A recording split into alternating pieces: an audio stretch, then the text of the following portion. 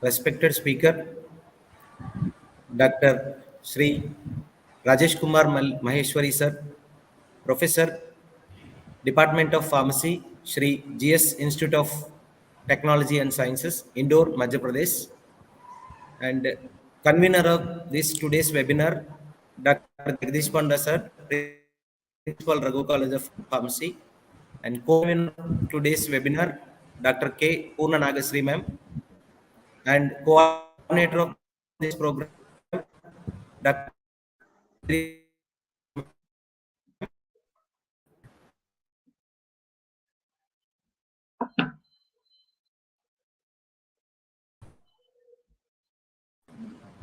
myself, Jogendra Kumar, Associate Professor, Department of Pharmaceutical Analysis, Raghu College of Pharmacy, welcoming you all for this one-day national webinar on an eco-friendly approach to replace the harmful organic solvents with wisely employed solids in future, conducted by Raghu College of Pharmacy, Bhimli Mandal, Visakhapatnam, Andhra Pradesh.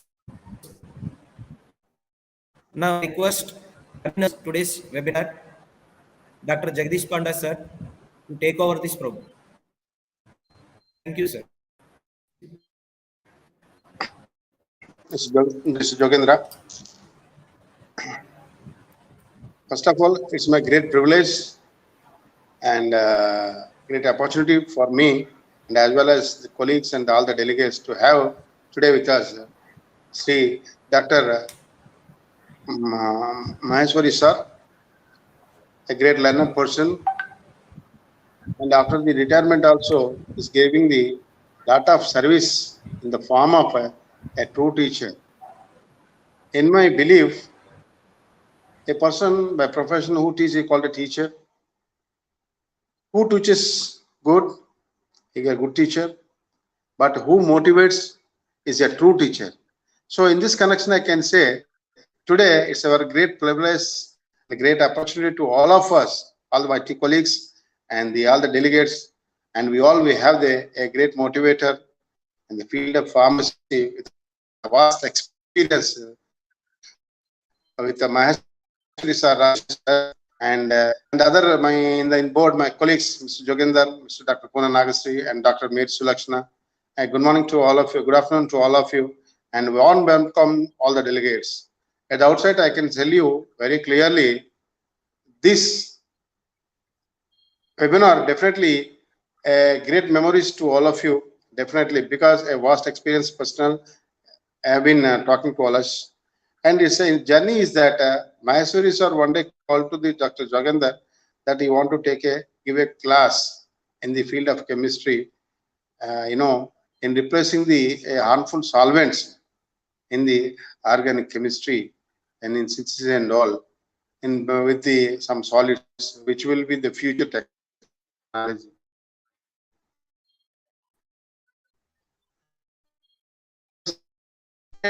That how a professor himself is approaching a new personality and telling the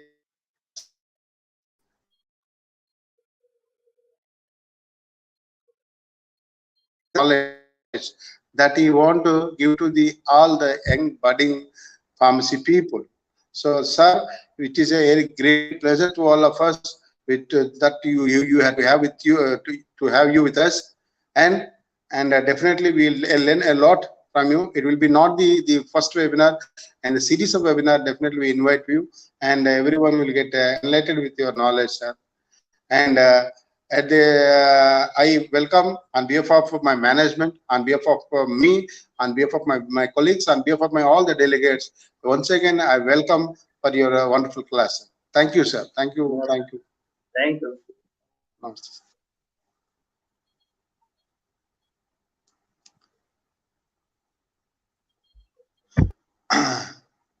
Now I request Jogendra to take.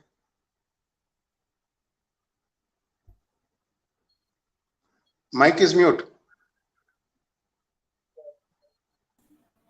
Now I request Dr. Mary Sulakshana ma'am to take over the session.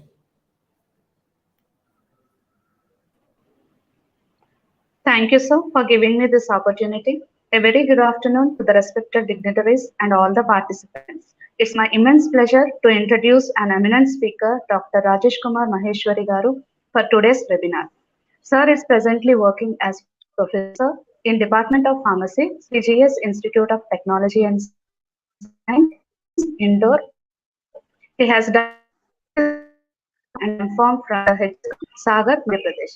He received PhD from the School of Pharmacy, DAVV, Indore, Madhya Pradesh. His teaching experience was 33 years.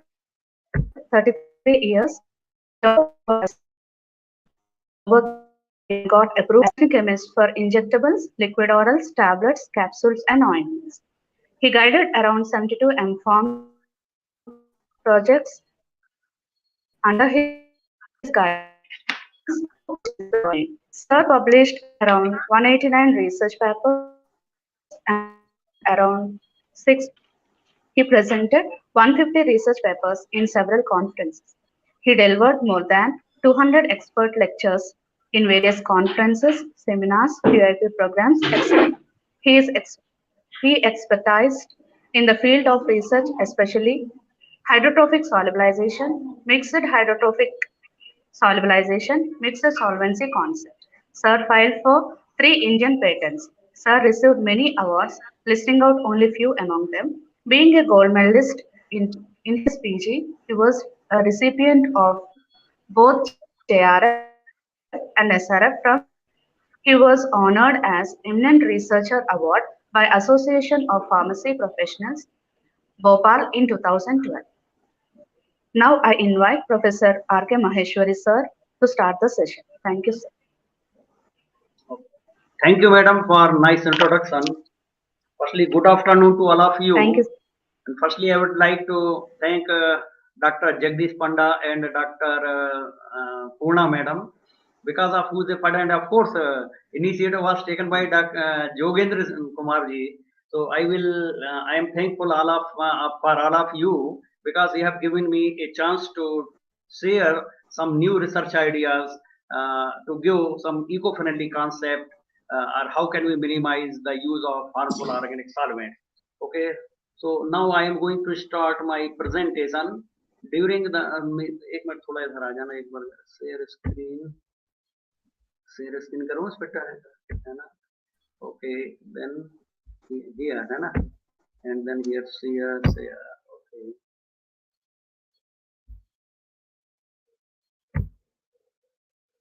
देखना visible है. Is it visible?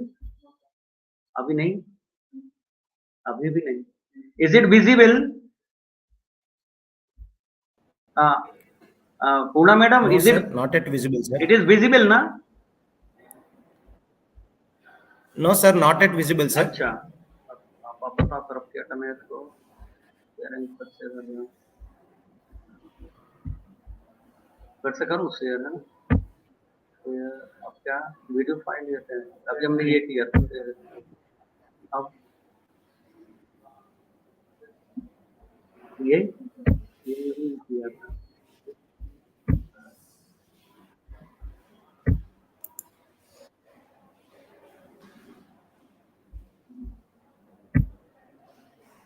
Now is it visible? No, sir. फिर से stop करूँ अभी. किसी और को तो नहीं बुलाना.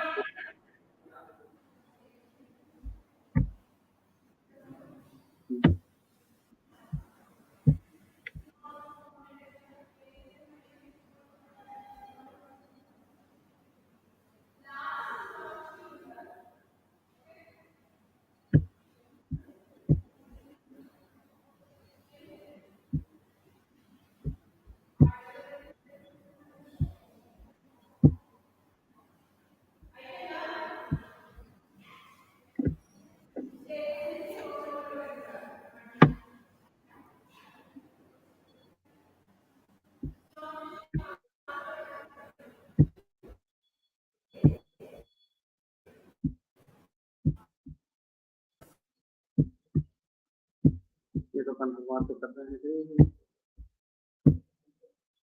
अब शायद आई होगी।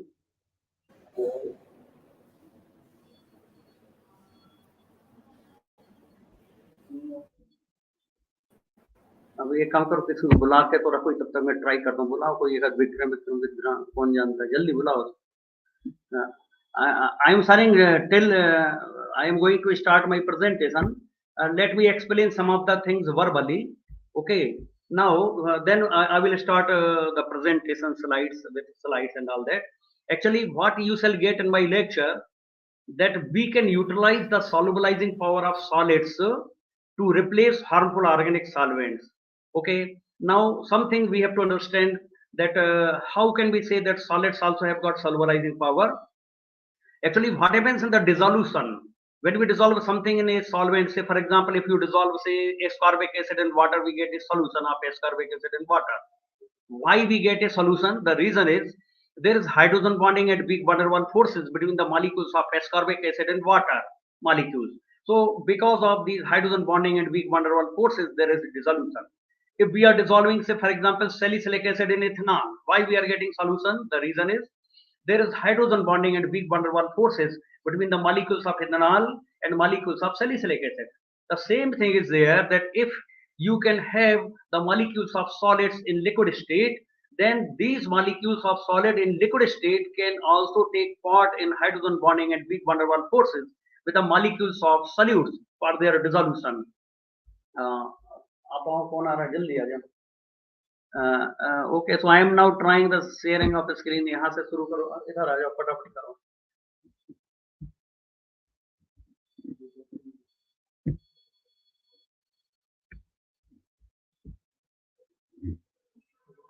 हो गया। और अब देखो, अब दिख रहा है क्या? नहीं दिख रहा, फिर स्टॉप शेयरिंग करना पड़ेगा शायद। स्टॉप करके देखिए, हाँ स्टॉप करके फिर करना पड़ेगा दूसरे तरीके से।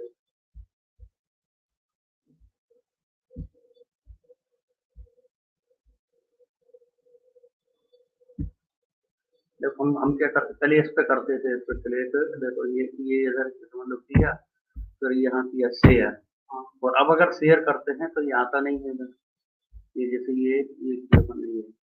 अभी आया क्या? नहीं आया वो।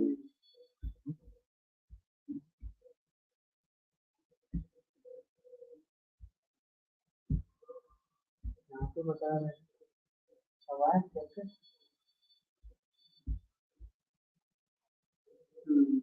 आया, मतलब आ गया। हाँ अब देखो, अब आया,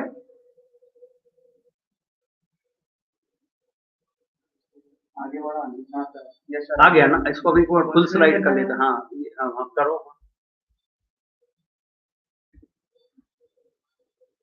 हाँ, इज इट विजिबल? उसमें कई बार थोड़ा देर सर, इज इट है ना, विजिबल है ना? ओके ओके, अब एक दिन बैठे रहो यार, हम लगातार है ना, थोड़ा ठीक रहेगा। Okay, now so presentation is going to be started now. The title of today's lecture is more or less same: solubilizing properties of solids shall replace harmful organic solvents, of course in future.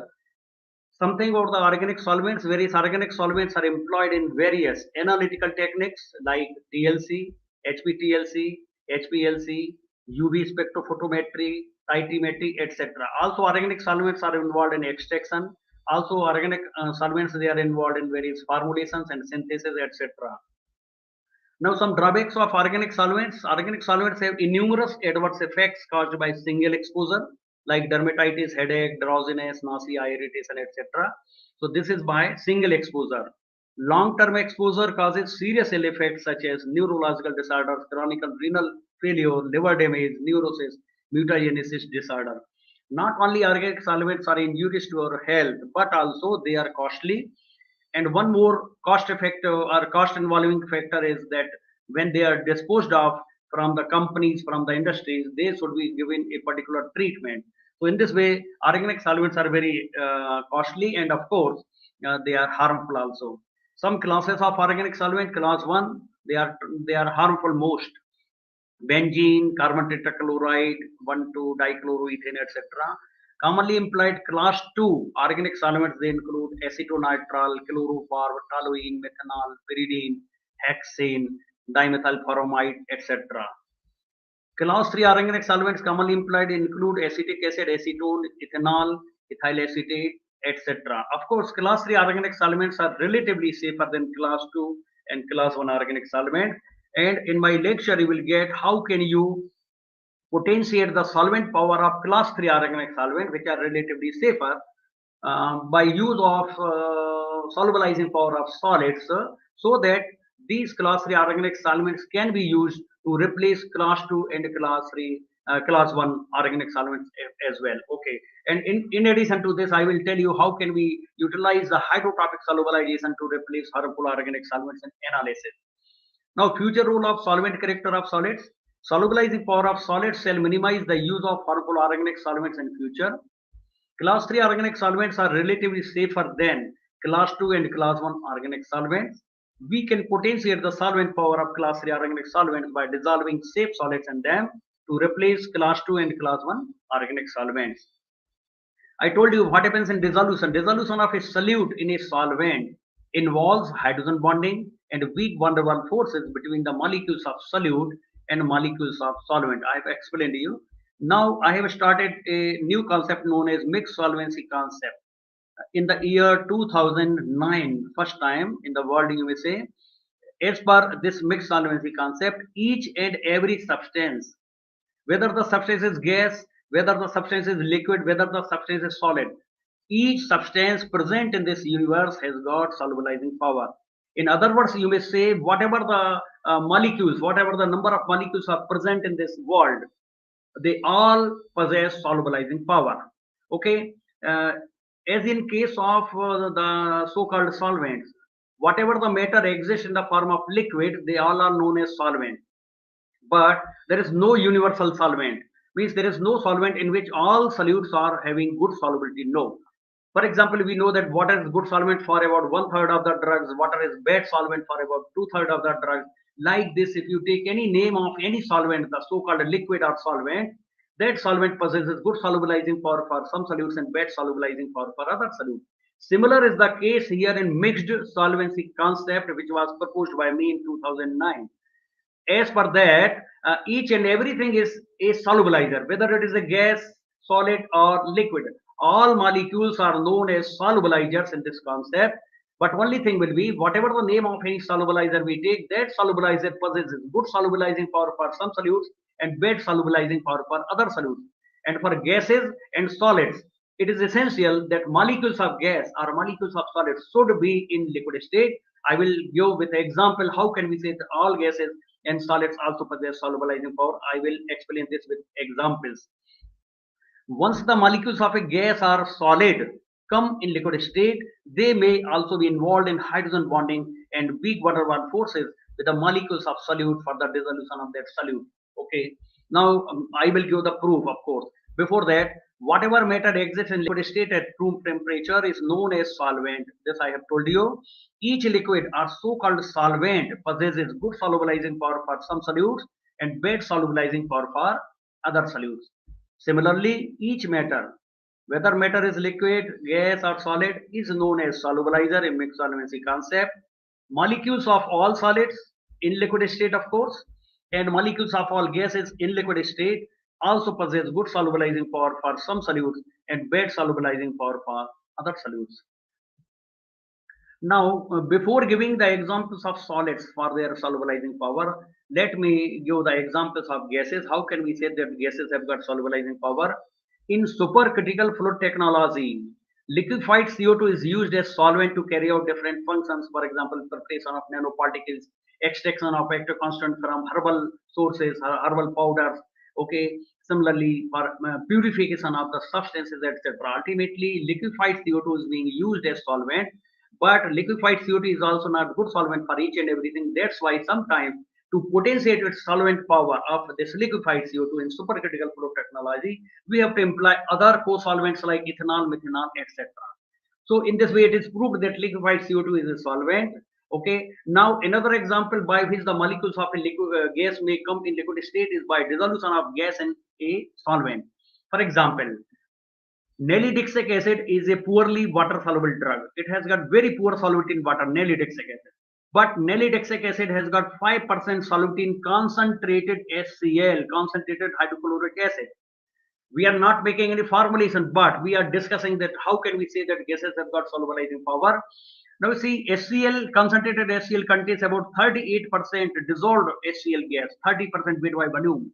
Okay, so the molecules of HCl gas, they are available in liquid state, and now these molecules of HCl, they are involved in hydrogen bonding and weak van der Waals forces with the molecules of nalidixic acid. That's why there is high solubility of nalidixic acid in concentrated HCl. So in this way, what you are seeing that gases in liquid, the molecules of gases when they are in liquid state, also they are also involved in hydrogen bonding and weak van der Waals forces with the molecules of solutes. For example, in this case, there is hydrogen bonding and weak van der Waals forces between the molecules of HCl and molecules of nalidixic acid.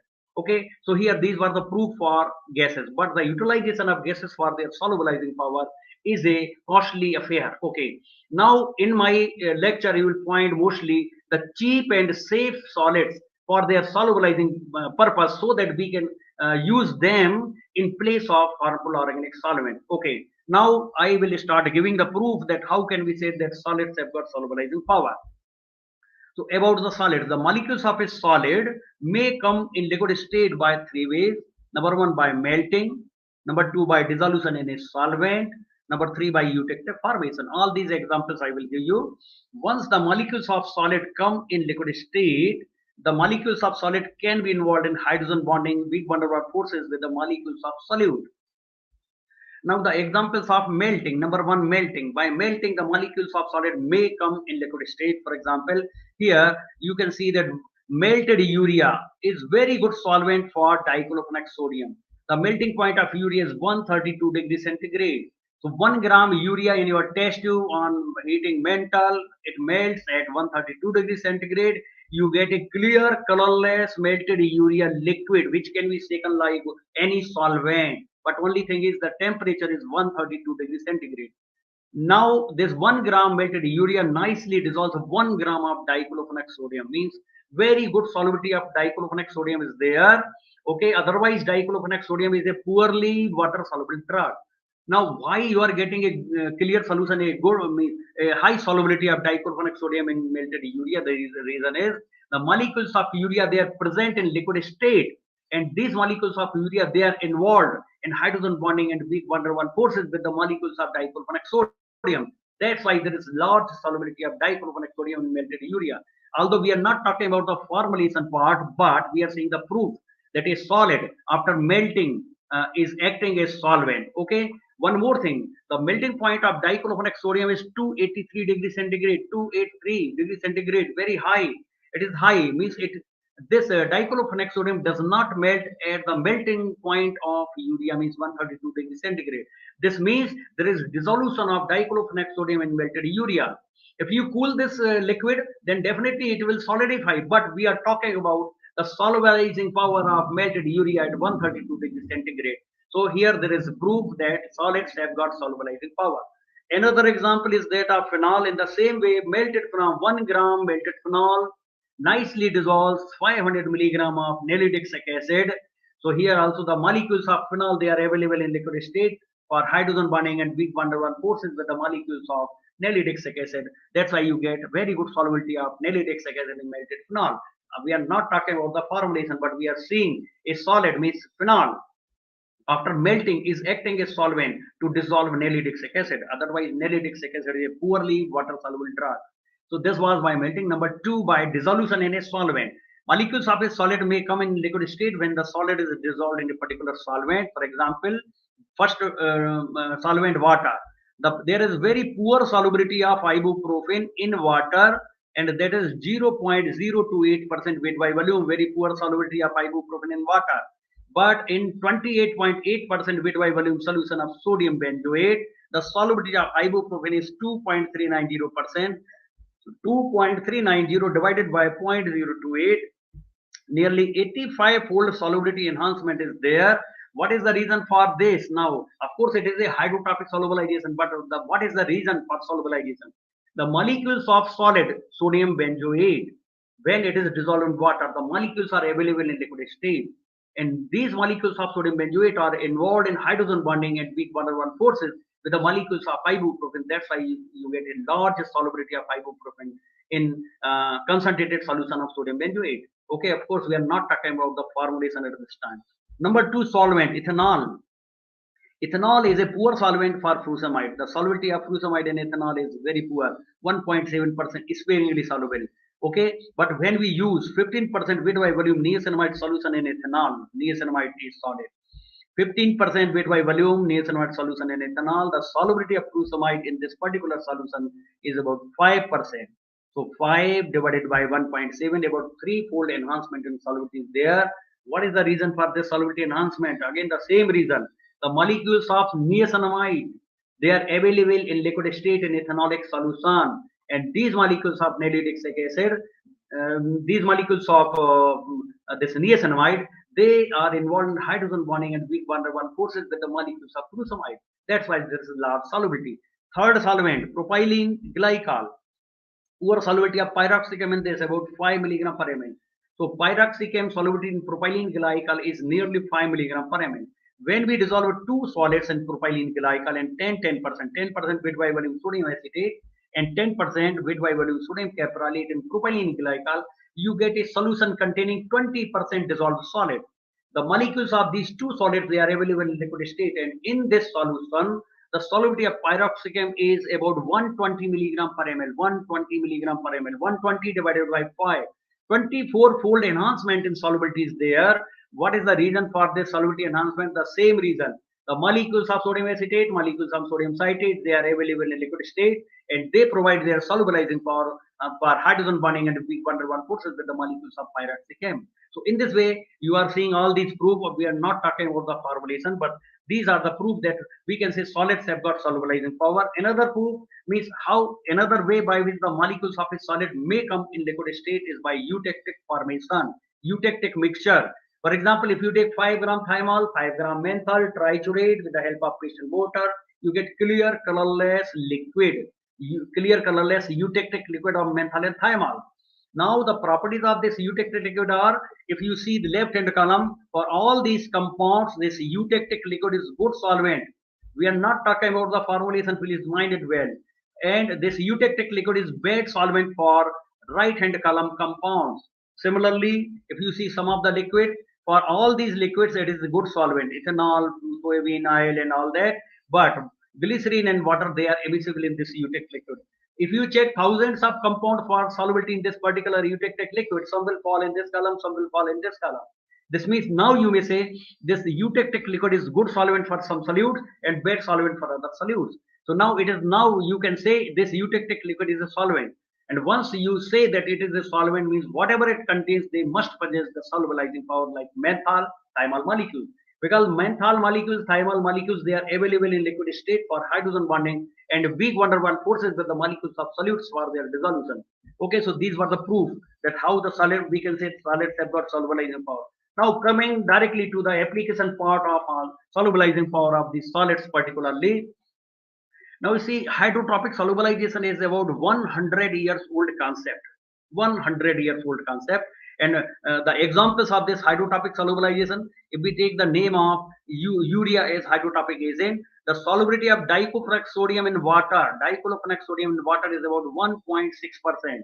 But in 60% weight by volume urea solution in water, the solubility is about 4.8%. 4.8 divided by 1.6, about 3-fold enhancement in solubility there. This is the example of hydrotropic solubilization, and the reason for solubility enhancement is this, that the molecules of urea, they are available in liquid state for hydrogen bonding and weak van der Waals forces with the molecules of diclofenac sodium. That's why you are getting high solubility. We are not talking about any formulation, we are seeing the examples of hydrotropic solubilization. Another example of sodium citrate, hydrotropic agent. Salicylic acid solubility in water is 0.3%, 0.3% weight by volume, but the solubility of salicylic acid in 45% sodium citrate solution and water, hydrotropic solution, the solubility is more than 15%, more than 15%. So 15 divided by 0.3, about 50-fold enhancement in solubility is there. Again, this is the example of hydrotropic solubilization, and the reason for solubility enhancement is the same, that these solid molecules means sodium citrate molecules, they are available in liquid state for hydrogen bonding and weak van der Waals forces with the molecules of salicylic acid. Okay, third example, sodium benzoate. It is also a hydrotropic agent. It is very good hydrotropic agent. If you prepare 25%, 30% solution of sodium benzoate in water, these concentrated solutions of sodium benzoate in water, they increase the solubility of several poorly water soluble drugs like that of ofloxacin, gadifloxacin, tinidazole, metronidazole, nadidixic acid, hydrochlorothiazide, pyroxicam, naproxen, ibuprofen, flurbiprofen, etc., etc. So sodium benzoate solution concentrated is very good solvent for so many poorly water soluble drugs. So these all are the examples of hydrotropic solubilization. I told you hydrotropic solubilization is 100 years old concept. Now the definition of this hydrotropic solubilization. First you see the name hydrotropic. Hydro means water. This hydrotropic solubilization relates with the solubility enhancement in aqueous solutions only, in water only, not in ethanol, not in methanol, not in any vegetable oil, only in water. Now the definition of this hydrotropic solubilization, when there is enhancement in aqueous solubility of a poorly water soluble drug in the presence of a large concentration of an agent, means hydrotropic agent, then we call this phenomena to be hydrotropic solubilization phenomena. Again, I would like to repeat it. When there is enhancement in aqueous solubility of a poorly water soluble drug in the presence of a large concentration of an agent, then we call this phenomena to be hydrotropic solubilization phenomena. There are so many examples. One more thing I would like to tell you, those who are interested to have various examples of this hydrotropic solubilization, they should connect with me, or they can ask me by email or WhatsApp. At the end of the lecture, I will give my details, so that whether you are a student or teacher, you can ask me. I can send this PowerPoint presentation to anyone. Okay, there is no need to that I should know that student or I should know the teacher. No, because if you take this from me, this means you are going to do something. Okay, now so these are a large number of examples, but because of the lack of time, I cannot give details of all these, but you can see at least here some examples. Now, coming to the analytical part of this hydrotropic solubilization, I told you that hydrotropic solubilization is about 100 years old concept. I have started its application as in the form of solvent from the year 2005. I have started its application in various analytical techniques, titrimetry, UV analysis, and so on and so forth. Okay, so firstly, I will discuss eco-friendly titrimetric analysis of poorly water soluble drug using hydrotropic solution without using any organic solvent. Means this hydrotropic solution will act as solvent in place of this harmful organic solvent. You can utilize the hydrotropic solutions. Now you see this assay of furosemide API, active pharmaceutical ingredient, means bulk drug, means Indian pharmacopoeia method and British pharmacopoeia method, they are same. And what is that process? What is that method? Weigh accurately about 0.5 gram furosemide API in 40 ml of dimethyl formamide solvent. You get a clear solution. Then you will add bromothiamine solution indicator and then titrate. Suppose the reading of this 0.1 NaOH solution is consumed by this in this particular titration is suppose x1 ml of 0.1 molar NaOH. Okay, then you will carry out a blank determination. So in blank determination, what you will take? You will take 40 ml of dimethyl formamide in a clean, neat and clean, another conical flask, few drops of bromothiamine value solution indicator. You will run 0.1 molar NaOH solution to get the end point. Suppose the end point comes at Y1 ml. So this Y1 ml has been consumed by your solvent system only. So this Y1 will be subtracted from X1. So X1 minus Y1, this much volume of 0.1 molar NaOH has been consumed by your drug. Number one. Number two, using this factor, 1 ml of 0.1 molar NaOH is equivalent to 33.07 milligram furosemide. You can find out the drug content of your API. So this is the pharmacopoeia method, IPBP method. And what is the main drawback of this method? They involve the use of dimethyl formamide. Why they use the furosemide is water insoluble drug. In ethanol, it is sparingly soluble. Otherwise, ethanol was a safer class 3 organic solvent. But because of such type of insolubility, they they were forced to use dimethylformamide as solvent to carry out this titematic analysis. And of course, it is a class 2 organic solvent, which is harmful as well as it is costly also. Anyway, now I will replace the dimethylformamide by hydrotropic solvent system. Now you see this procedure, eco-friendly method. Weigh accurately about 0.5 gram furosemide API, dissolve with the help of 40 ml of 30% weight by volume sodium benzoate solution. When you will shake this conical flask, all furosemide will be dissolved by in sodium benzoate solution. Okay, then you will add few drops of bromothiamine value indicator and titrate with 0.1 molar NaOH solution. Suppose the end point comes at x2 ml of 0.1 molar NaOH solution, then you will carry out a blank determination. In blank determination, you will use 40 ml of 30% sodium benzoate solution in another neat and clean conical flask. Then few drops of bromothiamine value indicator, you will run 0.1 molar NaOH. Suppose the end point comes at y2 ml. So x2 minus y2 ml of 0.1 molar NaOH has been consumed by your drug. Using the same factor, 1 ml of this equivalent to this much, same factor, you can calculate the quantity of furosemide in your API. What is the beauty of this method? Now you see, in place of dimethylformamide, you are using very safe and economic, cheap solution of this sodium benzoate. The cost of 30% weight by volume sodium benzoate solution is nearly rupees 40 per liter. Rupees 40 per liter. But the cost of DMF, ethanol, methanol, chloroform, etc. is nearly 200, 300 rupees per liter and so on and so forth. So not only your method is economic, but main thing is that you are preventing the human being against the harmful effects of vapors of harmful organic solvent. This is the main objective of this lecture, that we should utilize the solubilizing power of safe solids to replace harmful organic solvent. Now, very in short, I will say that in case of furosemide API bulk drug, in IPBP method they use ethanol. Now without ethanol, also you can titrate with the help of sodium benzoate solution in the same way I have described in case of furosemide. Naproxen utilizes methanol, class 2 organic solvent. This has been replaced by sodium benzoate solution in the same way.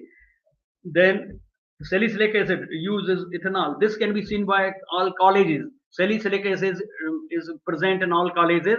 This salicylic acid can be replaced by, ethanol can be replaced by sodium citrate solution 30%. This is another hydrotropic solution which is also cheap.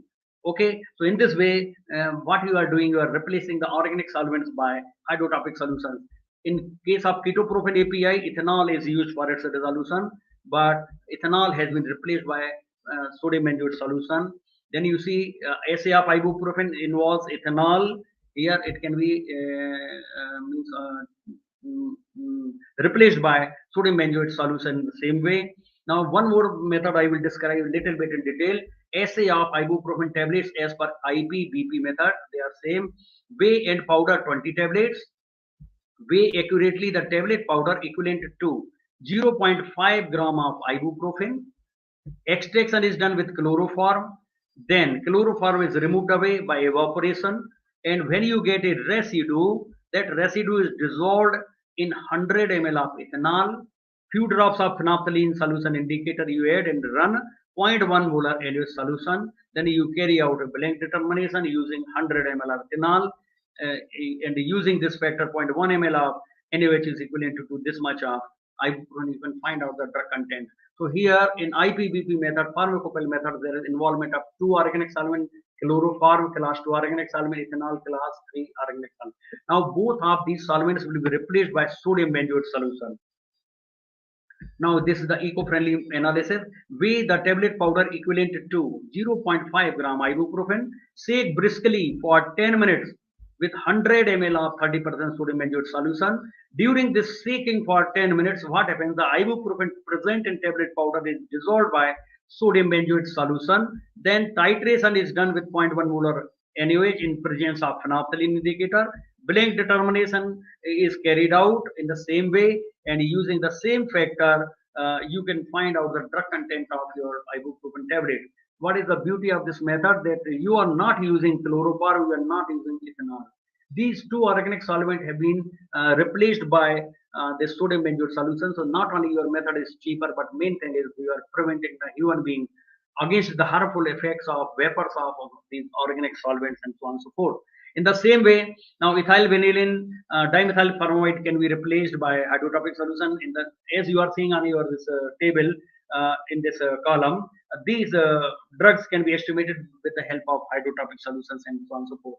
Now, at the end of the lecture, I will give the information. I have made a 7 eco-friendly lecture, means eco-friendly lecture series, 7 videos of about 40 to 45 minutes duration each of 40 to 45 minutes duration. I will give the information. Those who are interested to carry out the trichromatic work, then they should see eco-friendly lecture series number 2.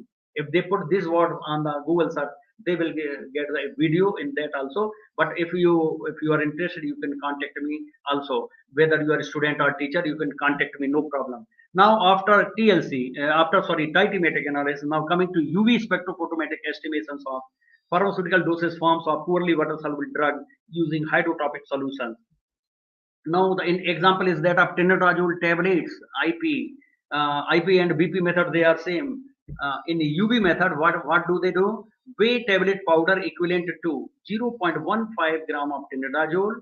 It is shaken with 20 ml of methanol in a 100 ml volumetric flask, and then volume is made up to 100 ml with methanol.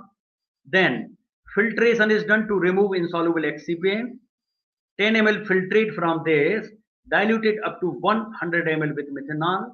Again, you take 10 ml of this solution, methanolic solution, and dilute up to 100 ml with methanol. Then the absorbance of this solution is noted at 310 nm, 310 nm against methanol reagent blank. This methanol is reagent blank, means in sample cuvette you will put the sample solution in methanol, and in reference cuvette you will put methanol. So in this way you will find out the absorbance. Then using this, calculate the content of tenotrazole, taking 356 as the specific absorbance at 310 nm, you can find out the drug content. So this is pharmacopoeia method, which involves the use of a class 2 organic solvent, methanol. Now I will tell you how can you replace this methanol by a hydrotropic solution, or in other words you may say that by utilizing the solubilizing power of solids. Now you see this method, eco-friendly method.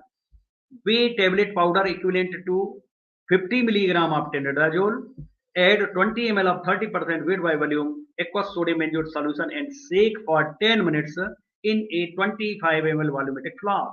So what you are doing, tablet powder, 20 ml of sodium benzoate solution, shaking for 10 minutes. During this shaking, the sodium benzoate solution dissolves tenotrazole present in the tablet powder. Then volume is made up to 25 ml with distilled water. Once you imply sodium benzoate solution, the dilution will always be with water now. So very cheap method it is. Okay, means not dilution, not with sodium benzoate solution. Okay, then what you will take after this 25 ml volumetric means make up the volume. Then you have to filter to remove insoluble excipient. Then dilute 1 ml of filtrate up to 100 ml with distilled water, and then then the absorbance of this solution is noted again against the reagent blank at 318 nm. 318 nm. In aqueous solutions, the peak of tenotrazole comes at 318 nm. In methanol solvent, peak comes at 310 nm. So this is due to change in solvent. Methanol 310, aqueous system 318. Okay, so what you have done, you have noted the absorbance of this solution against reagent blank. From the point of view of the students, I would like to explain how will you make reagent blank for this particular estimation. So now you see reagent blank. 20 ml of 30% aqueous solution of sodium benzoate you will keep in a 25 ml volumetric flask, 20 ml, dilution up to 25 ml with water. Then from this you will take 1 ml filtrate and dilute up to 100 ml with water. Then means this reagent blank solution will be kept in the reference cuvette and sample solution in sample cuvette. Since both cuvettes contain the same concentration of sodium benzoate, there is neutralization of the effect of sodium benzoate. Okay, and one more thing, sodium benzoate does not interfere above 292 nm. Above 292 nm. Here you are measuring the absorbance at 318 nm, which is quite away from 292. So there is no interference of the sodium benzoate in your estimation. So in my research papers, I told that if your drug has got peak above 300 nm, then and if it is a poorly water soluble drug, you can imply sodium benzoate for its estimation. Okay. So these are the things. Okay. Now after you have noted the absorbance, one more thing, how to find out the drug content? Calculate the content from the absorbance obtained by repeating the whole procedure using 50 milligram tenodazole RS. RS means reference substance in place of tablet powder. Means what you will have to do, you will have to take 50 milligram of authentic sample of tenodazole. Means suppose you have got from some company and it is written there that this sample contains 99.23% of tenodazole. Based on this, you will weigh such an amount which contains 50 milligram of tenodazole. You will take 25 ml volumetric flask, 20 ml sodium benzoate solution, shaking for dissolution, further dilution with water up to 25 ml mark, then 1 ml from this diluted up to 100 ml with water. The absorbance of this solution is noted against the reagent blank solution. Reagent blank is same here and same here, both, but it's same. So by comparison of these absorbance, you can find out the drug content of tenodazole tablet. Now, what is the beauty of this method? The beauty of this method is that you are not involving any organic solvent, no methanol. Just by use of safe solvent system, sodium benzoate, cheap solvent system, you are able to perform the tight this UV spectrophotometric analysis. Okay. Similarly, hydrotropic solutions, they have been used to carry out the UV spectrophotometric estimation of naproxen tablets. Methanol has been replaced by sodium benzoate. Naproxen is estimated at 331 nm, 331 nm. Indomethacin is estimated at 320 nm, which are quite away from 292 nm with sodium benzoate. Methanol has been replaced. Diazepam, 354. Methanol has been replaced by mixed hydrotropic solution. In case of atenolol tablet, the UV spectrophotometric analysis as per IPBP method involves the use of methanol, but this methanol has been replaced by concentrated solution of urea. 48% urea solution or 60% urea solution is hydrotropic solution. Urea does not interfere above 240 nm. Above 240 nm, urea does not interfere, and you measure the absorbance of atenolol at 275 nm. 275 nm. So this, and of course there is solubility enhancement by urea solution in that of atenolol. So a urea solution has been used to replace methanol. Similarly, urea solution has been used to replace this methanol in diclofenac sodium tablet. IPBP method of diclofenac sodium tablet also involves the use of methanol, a class 2 organic solvent. These organic solvents have been replaced by urea solution, hydrotropic solution of urea. Again, please keep it in your mind that what you are implying the solubilizing power of solids to carry out these analysis. Okay. One more thing. During the lecture, you can have a large number of questions in your mind. Please note down your question. At the end of the lecture, we will have question answer session. Now, after this, now coming to the TLC, third type of analysis, TLC, thin layer chromatography. Please listen. First you see this reference. It is published paper. This paper is available online on Google search. If you put these words, you will get this published paper. Now, first you listen one sentence from me that for each and every compound, TLC is possible with the use of hydrotropic solutions or mixed hydrotropic solutions or mixed solvent system without the use of any organic solvent.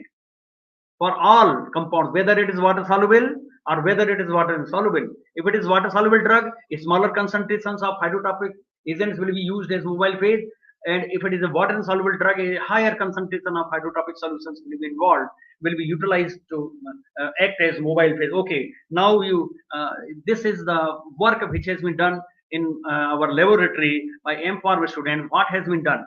So first you see 9 water soluble drugs were selected by M-Pharm student team.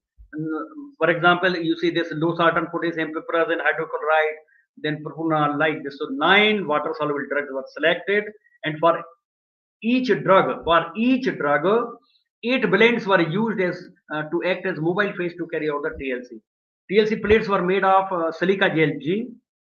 Identification of spots was done with the help of iodine chamber, and to put the spot on the silica gel G plate, 2% aqueous solutions of these drugs were utilized. 2% drug solutions in water were employed to put the spot. After drying of that spot in oven, of course, by removal of water, then the development, the TLC plates were developed using 8 blends. These 8 blends composition, I will tell you what are the compositions of these blends. For each drug, 8 blends were used. Okay, so blend 1 contains 5% sodium benzoate, 5% sodium acetate. Blend 2, 5% sodium benzoate, 5% niacinamide. Blend 3, 5% sodium benzoate, sodium citrate. Like this. So 8 blends. This now you see this 8th blend was 7.5% niacinamide and 7.5% sodium benzoate. I told the students you select such mobile phases which give good spot without tailing effect. So in case of propanol hydrochloride, out of 8 blend, 1 blend was found suitable, 7.5% niacinamide and 7.5% sodium benzoate in water, of course. So total 15% mixed hydrotrophic solution was this give the RF value of 0.8. In case of guaifenesin, 5 blends were good. Blend 1, 2, 3, 4, and 7. They were found good spot without tailing effect, like this. So in this way, study was done. Now, if we want to see the beauty of these methods, that you are not employing any organic solvent in these mobile phases. But if you see the pharmacopyle methods or other methods, always there is involvement of organic solvent. For example, if you see here in this ciprofloxacin hydrochloride IP method involves the use of dichloromethane, acetonitrile methanol. Guaifenesin involves carbon tetrachloride ethanol. Now, so in this way, very good type of work can be done by B Pharma students, M Pharma students. Means you can utilize the hydrotrophic solutions, mixed hydrotrophic solutions, and mixed solvent systems without any organic solvent to carry out the TLC of compound. If you have any question, please note it down. At the end of the lecture, I will give the answer for your questions. Now you see HPLC after TLC, now HPLC. This is a paper published by Remy Madam. She is their assistant professor. Remy Madam is assistant professor in Kerala University. She is doing PhD on hydrotrophic analysis, UV analysis, and HPLC. In this particular paper, this published paper reference is there. It is available online on Google search. Cefixime tablets have been analyzed by Remy Madam using reverse phase HPLC. What she has used mobile phase, no organic solvent, only aqueous solution of 6% weight by volume, sodium acetate in water. And of course, since the pH of the sodium acetate solution is nearly 8 or 8.5, and alkaline solutions, they give harm to the columns. So what she has done, she has brought pH to slightly acidic side 6.2 with the help of acetic acid. Then this solution without any organic solvent, no ethanol, no acetonitrile, nothing, was employed as mobile phase to carry out the reverse phase HPLC of cefixime tablet. This full paper published is there online available. Those who need, they can ask me, I can send it to you also.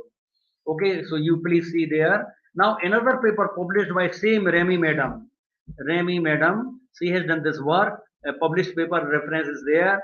In what she has employed, tablets containing 2 drugs, paracetamol and diclofenac sodium, simultaneously in a particular tablet, and these types of tablets have been analyzed for diclofenac sodium and paracetamol using reverse phase HPLC, in which she has employed 5% urea aqueous solution as mobile phase without any organic solvent. Okay, and now you listen one sentence from me. For each and every water soluble compound,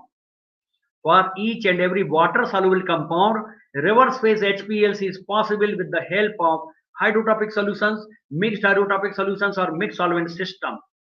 I did not say the word water insoluble drug. There are certain limitations for water insoluble type of drugs. So you, for the time being, you forget about these water insoluble drugs. But for all water soluble compounds, reverse phase HPLC is possible with the help of hydrotrophic solutions, mixed hydrotrophic solutions, and mixed solvent systems. Okay.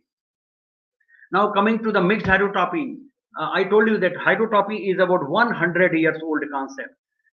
No one has started mixed hydrotrophic solubilization, but in the year 2008, I have started this mixed hydrotrophic solubilization. And this is a work done by Hitesh Jagwani, M Pharma student, in 2008. And what has been done by him? He has made about 15 to 20 blends of mixed hydrotropic agent. I will tell you. Then the solubility of furosemide was checked in water as well as in these solutions, and these are his results. Those who want, even I can send you the soft copy of thesis if you want to carry out such type of work. Okay, means soft copies of theses can also be sent to you, so that step by step you can proceed for your own project and all that. Now, what he has done, Hitesh Jagwani has checked the solubility of furosemide in water, and he reports that this is the solubility at room temperature in water, 0.008%. In 40% urea solution, the solubility was this one. In 40% sodium acetate solution, this was the solubility. 40% sodium benzoate, this was 2.157%. 40% sodium citrate, 0.129%. Out of these four hydrotropic solutions, what he has got, the maximum solubility was in sodium benzoate solution. Okay, then he has made 15-20 blends of having 40% concentration constant, but different ratios of these four hydrotropic agents, and in all those blends he has checked the solubility. Out of those blends, I am giving the results of three hydrotropic mixed hydrotropic solution. Number 6, if you see, in which of course there was large solubility enhancement. 15% sodium benzoate, 5% sodium acetate, 5% sodium citrate, 15% urea. Total is 40% in this solution. That this was the solubility, which is nearly double than this solubility. Means you are getting synergistic solvent action by mixed hydrotropic solubilization. Similarly, in case of 7 mixed hydrotropic blend, there was very good solubility. In case of 8 number also, there was very good solubility. So by using mixed hydrotropic solubilization, what can you do? You can have additive solvent character, or you can have synergistic solvent action. So this is the mixed hydrotropic solubilization, and this can be employed in formulation. Of course, here you want, I think particularly your interest in is in analysis, but let me explain 2-3 minutes for some formulation, that how can you imply mixed hydrotropy in formulation safely. You see, up to this time 100 years have gone, but no, the formulation, as far as the formulations are concerned, you will not find the marketed formulations of hydrotropic solution because of the toxicity of single large concentration of hydrotropic agent. Now, in place of single hydrotropic solubilization, if you employ mixed hydrotropic solution, you can make safe, you will say, the solvent system, so that your formulation can be marketed. Now, with one example, I would like to focus on this. Now, you see on your before your this slide, if you can, this is the example for intramuscular aqueous injections. So we can make the intramuscular injections of poorly water soluble drug in the form of solutions with the help of mixed hydrotropic solubilization. You see, this is the list which gives 19 additives in safe concentrations which can be employed in intramuscular injection. This is from a book known as Inactive Ingredient Guide 2020. Inactive Ingredient Guide 2020 book. From this book, I have brought these examples for you, that these additives are safe in these concentrations. For example, alcohol 10%, sodium citrate 10%, like this, threonine 5%, valine 5%, and so on and so forth. Now I want to tell you the example of mixed hydrotropy. Now you see, suppose you take sodium citrate 10%, it is safe in your intramuscular injection as per Inactive Ingredient Guide. So 10% sodium citrate can be used in intramuscular injections. Similarly, if you see the sodium acetate 10% can be employed, sodium benzoate 10% can be employed. So total became 30%. Mixed hydrotropic solution of 30% is 10. 3 hydrotropic agent in safe concentration, they are there. If this solution increases the solubility of a particular poorly water soluble drug to the desired level, it can be utilized to formulate the aqueous injection of that particular drug. In this way, mixed hydrotropy can solve the problem of toxicity issue, and these formulations can be marketed. Okay, coming to again on that part from where I left it. And now mixed solvency concept parameter 2.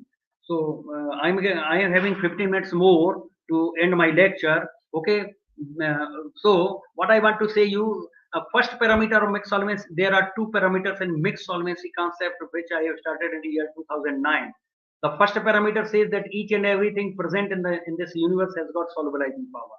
Number two parameter says, since you know that each and everything has got solubilizing power, so you should utilize the solubilizing power of the so-called additives or excipients which are employed in pharmaceutical formulation to increase the solubility of your drug. Means now you know that you can employ the solubilizing power of additives as well, because additives are employed in larger concentration, they are safe and all that.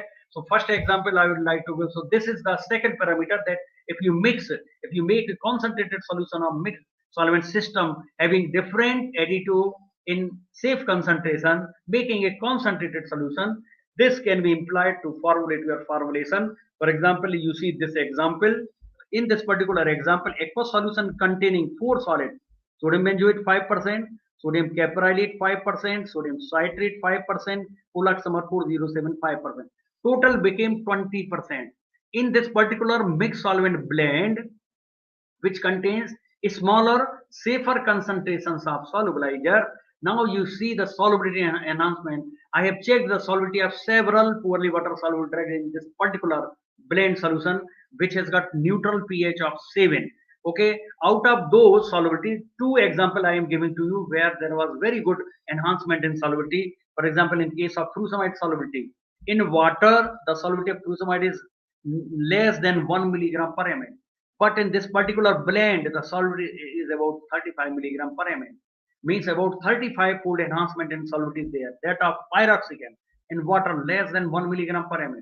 But in this blend, 20 milligram per ml. So in this way, why you are getting the solubility enhancement using these solid solubilizers? The reason is same. The molecules of these solids, they are in liquid state, and now these molecules are involved in hydrogen bonding and weak van der Waals forces with the molecules of solutes. That's very simple thing. Okay, now very briefly I would like to tell you how the mixed solvency concept can be utilized in different formulations. For example, in this particular you see dry powder injection for reconstitution of poorly water soluble drug. Here M-Pharm project work is there, published paper reference is there. The M-Pharm student has utilized candicertan selexatil, and it was dissolved. It means its solubility was enhanced by these three solids: sodium caprylate, sodium benzoate, sodium acetate. And now then the dry powder injection for reconstitution was developed by the student. If you want the soft copy of this, I can send it to you. Mixed solvency concept can be utilized to make solid dispersion for fast dissolution of poorly water soluble drug torsemide. For example, in this M-Pharm project work, published paper reference is there. It is available online, Google search. Torsemide poorly water soluble drug was selected, 2.5 gram. It was dissolved with the help of solubilizing power of sodium citrate, acetate, beta cyclodextrin, and sodium caprylate. Then its solid dispersion was developed. So aqueous method was used without any organic solvent, and after dissolution, after getting clear solution, water was removed away to get solid dispersion. There was fast release of drug from this. Liquid solid systems can be developed with the help of mixed solvency concept. Solubility of pyroxicam propylene glycol is very poor, less than 5 milligram per ml. The dose of pyroxicam is 20 milligram. It cannot be, means pyroxicam cannot be dissolved in propylene glycol. In 4 ml, it will require, you cannot make it a liquid solid system. Means you cannot make it a tablet or capsule. But if you potentiate the solubilizing power of propylene glycol by using the solubilizing power of two solids, 10% sodium caprylate, 10% sodium acetate in propylene glycol, when you dissolve, the solubility of pyroxicam is enhanced. It goes up to 120 milligram per ml. Otherwise, it was nearly 5 milligram per ml. So using this solution means for 100 milligram pyroxicam, 1 ml of this blend containing these two solids, dissolution, clear solution, MCC was used for as adsorbent. So this is for 5 tablets, means for 5 solid dispersion for liquid solid system. Okay, so in this way you can develop the liquid solid systems of poorly water soluble drug by potentiating the solvent power of non-aqueous solvents using the solubilizing power of safe solids like this. Aqueous injection, this complete reference is there. Okay, hydrochlorothiazide, poorly water soluble drug, its injection was made. Development of dry powder injection for reconstitution of this poorly water soluble drug indomethacin, and published paper reference is there. Mixed solvency concept can be used to make innumerable safe solvent system by mixed solvency concept. Now this is very important thing. Up to this time, industry persons, they have got very limited number of safe solvent system for pharmaceutical dosage form. For example, water ethanol, then your glycerin, propylene glycol, PE 400, etc., tween, etc. But you can make innumerable safe solvent system for your poorly water soluble drugs to prepare some aqueous preparations or so on and so forth. So how you can make innumerable safe solvent system? Uh, if you see again, this is the list for intramuscular injection. These are the additives which can be used in safe concentration. They are reported in active ingredient guide, means these concentrations can be implied up to this concentration. Now if you see, if you make a blend containing alcohol, sodium citrate, arginine, and 10%, so 30% solution, you check the solubility of your poorly water soluble drug, and suppose the solubility of a particular drug is enhanced sufficiently, you can make its dosage form in the form of intramuscular injection. Now, if you replace arginine by histidine, another blend is ready. If you replace this by this, so by trial, by permutation combinations, you can have innumerable safe solvent system out of this 19 additive list. Okay, so in this way, a mixed solvency concept can be utilized to make innumerable safe solvent system. Vaginal film can be developed to means in this way the size of the film can be reduced. Here the MPAR project work was done on metronidazole tablet by the student. Published paper reference is there. By use of safe additives, the size of vaginal film was reduced. Improvement of drug loading in SEDDS, self-emulsifying drug delivery system. You can improve the drug loading. You can reduce the surfactant concentration, co-surfactant concentration using mixed solvency concept. You may see this published paper, or you may ask the thesis from me. Improvement of drug loading in oral film, it is nearly same. Means ondansetron hydrochloride drug was selected by the MPharm student. Published paper references there. Okay. Then coming to mixed solvency concept for fast dissolving oral film, size of film was reduced using mixed solvency concept. Published paper references there available online. 2-3 minutes I will give for this, that even the solids can be employed for the extraction. Of course, this work is you may say a superficial work. It is not really refined work, but you can have idea if you want to utilize the mixed solvent system, mixed solvency concept for extraction of active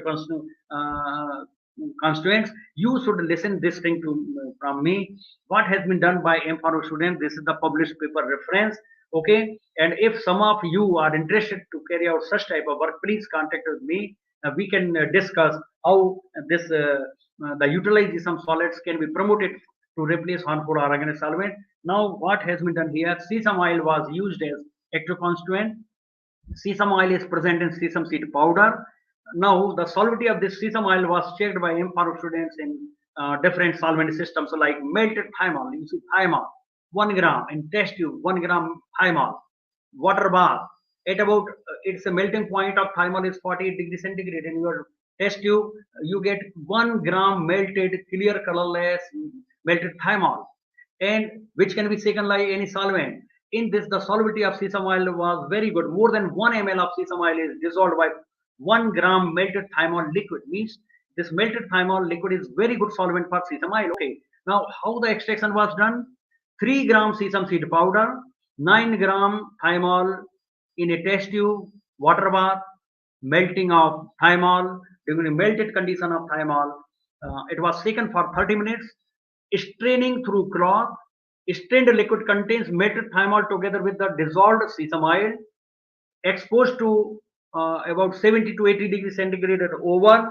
Within 1 hour, nearly all thymol was removed, leaving behind sesame oil, because sesame oil is you may say the fixed oil, non-volatile oil. Okay, so what I want to tell you, melted thymol has acted as solvent for the extraction of sesame oil from the sesame seed powder. Okay, now you see, when you remove thymol, there may be traces of thymol, but they are not so harmful. Otherwise, the industry person, they use hexane for the extraction of sesame oil from sesame seed powder. If there are some traces of hexane in your sesame oil, they are harmful for human being. Hexane is a class 2 organic solvent, harmful organic solvent. Okay. One more thing, ethanol could not be employed by the manufacturer for extraction of sesame oil. Otherwise, ethanol was a relatively safer solvent system. The manufacturers also use a mixture of ethanol and hexane for extraction of sesame oil from sesame seed powder. but then also there are chances of traces of hexane in your sesamile. Now I will tell you, our team has made ethanol a strong solvent for sesamile using solubilizing power of thymol. So as you are seeing on your slide number 3, 50% weight by volume thymol solution in ethanol at room temperature. This solution is very good solvent for sesamile. 1 ml of this solution, thymol in ethanol 50%, it nicely dissolves 1.4 ml of sesamile, very good solubility of sesamile. Now, for extraction, 3 gram sesame seed powder, 9 ml of this solution, thymol in ethanol at room temperature, shaking for 30 minutes. It has extracted out sesamile from the sesame seed powder. Filtration. Filtrate contains thymol, ethanol, and dissolved sesamile.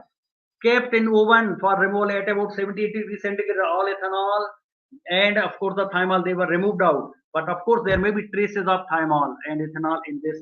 But now if you compare the traces of thymol and traces of hexane, this system is better. Okay, so what actually I want to tell you, of course this is a superficial study, it is not very refined work, but I wanted to give some idea to the researchers that you can imply the solubilizing power of solids also for the extraction. So anyway, so many things are there, but anyway, I cannot take more time for this also. Now, I am switching over to another. एक minute इधर आ जाना यार, वैसे तो हो जाएगा लेकिन फिर भी देखो, अब हमको ये दिखाना है, ये उसमें देखना विजिबल है क्या ये? आप ज्वाइन है? Is it visible, sir? Is it visible? कोई बताइए विजिबल है क्या? Hello Panda sir, Purna madam,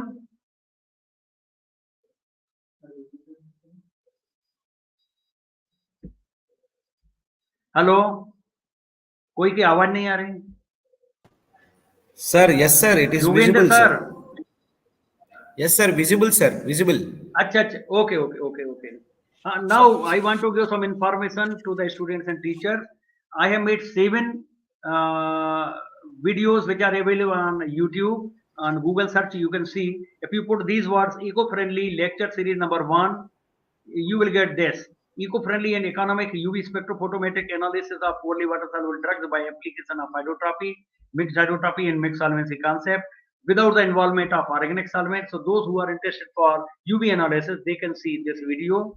Eco-friendly lecture series number 2 is for eco-friendly and economic titematic analysis of poorly water soluble drugs by application of hydrotropy, mixed hydrotropy and mixed solvency concept without the involvement of organic solvents. Eco-friendly lecture series number 3 is for mixed solvency concept. Those who are interested to know about mixed solvency concept, they should see this eco-friendly lecture series number 3. Each and every substance, whether gas, liquid or solid, present in this universe has got solubilizing power as per mixed solvency concept. Eco-friendly lecture series number 4. Eco-friendly and economic analytical techniques for TLC of compounds by application of hydrotropy, mixed hydrotropy and mixed solvency concept without the involvement of any organic solvent. Number 5 is for eco-friendly and economic analytical techniques for reverse phase HPLC of compounds by application of hydrotropy, mixed hydrotropy and mixed solvency concept. So this is number 5. Now coming to number 6. Number 6 is for application of mixed solvency concept to formulate dry powder injection for reconstitution of poorly water soluble drug.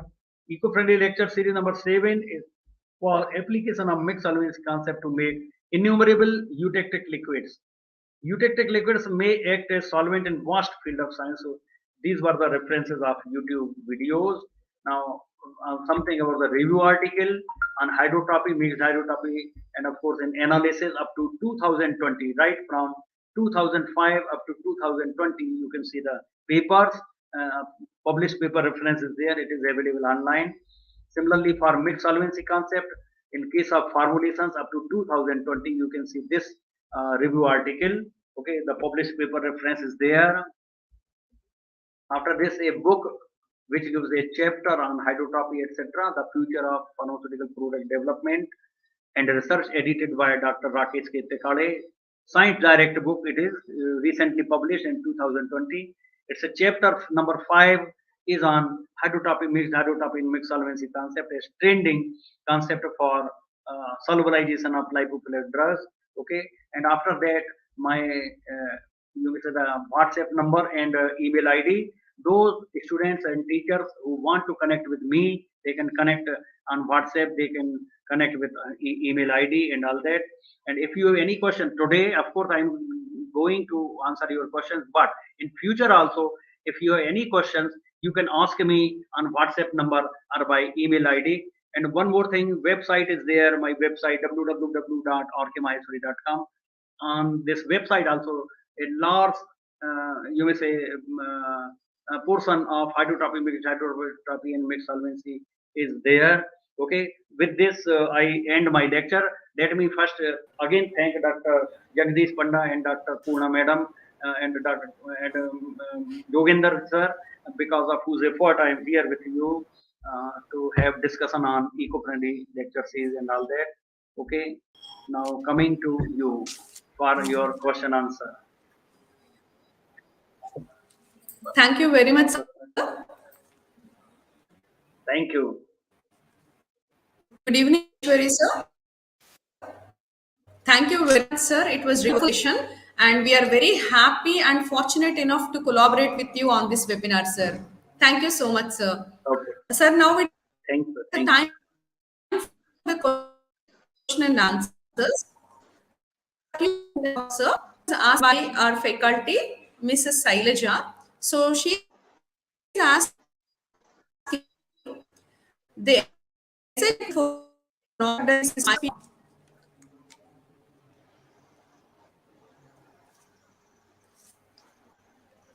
Madam, post the question. it's Post not the audible, sir. question.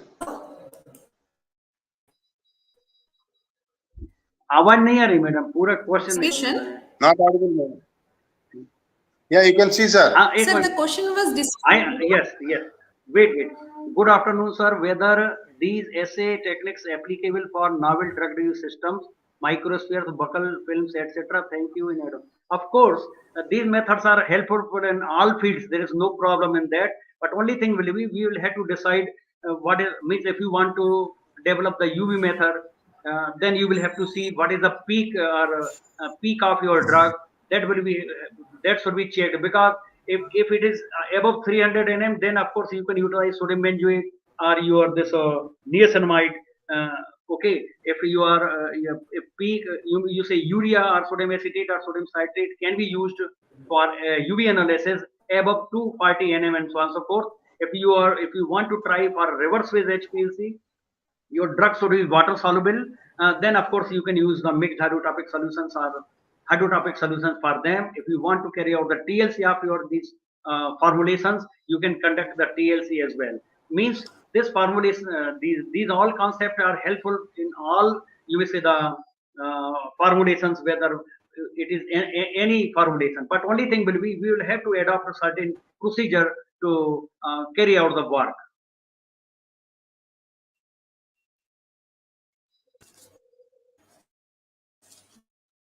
Is it okay?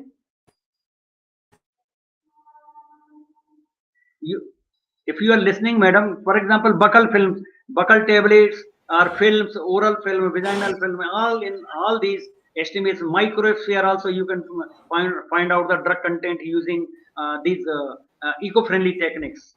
It is possible, means. Selja madam, are you in teaching faculty? Selja madam. Yes, sir. She is a teaching faculty, sir. Can you give your WhatsApp number? Selja madam, your WhatsApp number, I want to connect with you.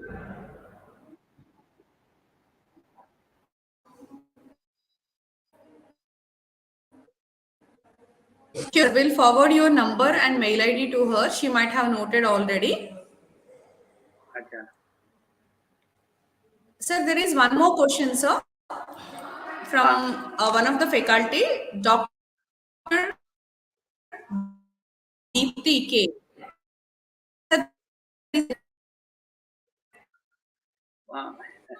I am reading from this, of course. She wants that can you suggest some best combination of solvents used commonly for BCS class 2 drug? But is it for formulation or is it for analysis? Is it for Formulation, formulation? sir. For formulation, okay. So for formulation, you want a BCS class 2 Formulations. drug. Of course, formulation if you want. You see, mixed solvency concept, since you are going to prepare the formulations, they should be safe. And you should utilize the solubilizing power of safe additives. So what you should do, you should use the inactive ingredient guide book. You should see the concentrations of additives which can be implied. Okay, so in this way, suppose you are saying about the BCS class 2 drug. Suppose you want to develop its intramuscular injection. I have shown you a table containing 19 additives in with concentrations which can be implied. So you will have to make a concentrated solution using smaller, safer concentrations of additives. Then you increase the solubility. So don't say that you suggest any two combination of solvent.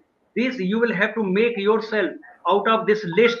You can make innumerable safe solvent system. Then you check the solubility of your BCS class 2 drug when it is enhanced sufficiently. Suppose you are having 10 BCS class 2 drugs which are poorly water soluble. Out of those 10, you check the solubility in different mixed solvent systems. Suppose you want to develop the intramuscular injection. The blend or the solvent suggested by me will be that which increase the solubility of your drug to the desired level. Because you are using these additives in safer concentrations, you can employ to make its intramuscular injection. You see, this is the concept. This gives the way how can you make your pharmaceutical formulations in using the safe concentration without toxicity. Otherwise, if you see just towards a co-solvent, a large concentration of co-solvent cannot be used because of its toxicity. If you want to see a surfactant, a large concentration of single surfactant may prove toxic. So this is mixed solvency concept is very good concept, and this can be implied to give the formulations which can be marketed like this. Okay. So Deepti, are you in teaching? Madam, is she in teaching? Yes, sir. Madam, She is also in teaching, so, sir. She is an associate please, professor. afterwards you share the WhatsApp number of these two madam so that I can, because I have to finish this lecture, means your time is going on. So afterwards they can have a particular discussion, no problem to me. Whether he is a student or she is a student or teacher, don't worry to call me. I am not bothered. Means I'm not. You say I am always ready to give us to assist you in your this project work in your research, having eco-friendly techniques and all that.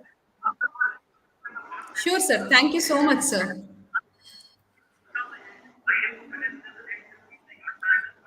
Dr. R.K. Maheshwari, sir, it's a really a wonderful and knowledgeable session. And thank you very much for sharing your knowledge at this point of time and at this age also. You're really very enthusiastic and you are really very inspiring to all of us in delivering your knowledge and spreading the knowledge. Sir, you have covered really a lot about the hydrotropic techniques, which we are currently not much aware of. And you have discussed about the different classes of the organic solvents and the solubilizing powers. Then, especially, you have focused on the class 3 organic solvents. Then, you have also covered the melted urea, how it dissolves the diclofenac sodium, which is an interesting concept, and that hydrotropy with respect to the RPHPLC, with respect to the TLC, which are of my concern, that you have explained it very nicely, sir. We are planning to explore in this field, and we will be in touch with you because due to the time constraint, like we are about to conclude the session, sir. But definitely we will be in touch with you. We are already like hosting webinars with eminent people like you in future also, sir. And you have also covered so many essays of furosemide, starting with the salicylic acid, ibuprofen, and all. So many eco-friendly and cost-effectiveness things were discovered, and which are like very useful generations. So in the MNC concept. I hope many of the students as well as the faculty would have gained knowledge, and we would like to continue with your sir. Thank you very much, sir. So after this, I would like to thank one and all who is directly or indirectly has taken part in making this event a grand success. So first of all, I would like to thank our chairman, Mr. Shri Raghu Kalidindi Garu, who is chairman Raghu Group of Institutions, for encouraging us to conduct these kind of webinars. And then I would like to thank profusely our principal, Dr. Jagdish Panda sir, who is very, very much encouraging for all these webinars and who is very sincerely putting all the efforts in encouraging the faculty as well as the students to inspire and motivate us to conduct these kind of seminars, so that there will be a spread of the knowledge, so that the quality of the profession is going to be improved. Thank you very much, Panda sir, for giving us an opportunity. Next, I would like to thank all the HODs, class teachers, and especially the event coordinators, Dr. P. Mary Sulakshana and Mr. Jogendra Kumar, who has introduced R.K. Maheshwari sir to me. So thank you, all the faculty. And without the support of the students, this event wouldn't have been so successful. So thank you all the students for your nice participation and gesture. So thank you all the non-teaching staff also. And I, last but not the least, I thank the God Almighty for giving us this opportunity in this pandemic situation. So thank you very much, all the faculty, principal sir, and my special thanks are due to the speaker. Thank you so much, sir. Thank you, madam. Thank you, sir. Thank you, sir. Thank you. May I leave? Yes, sir. It's time to conclude, sir. Thank you so much, sir. We will be in touch with you, sir. Okay, thank you. Yeah, Jogendra, please conclude.